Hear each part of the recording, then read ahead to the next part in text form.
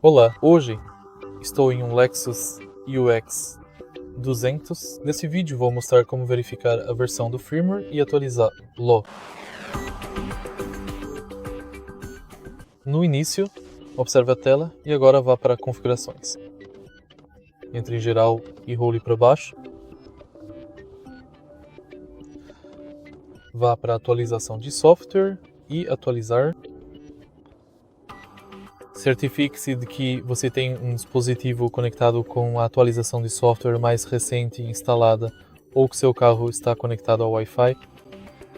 Além disso, para verificar a versão do firmware, role para baixo novamente e vá para a versão do software. Aqui está a versão do software do seu carro. Se você achou o vídeo útil, por favor, curta, comente e se inscreva no canal.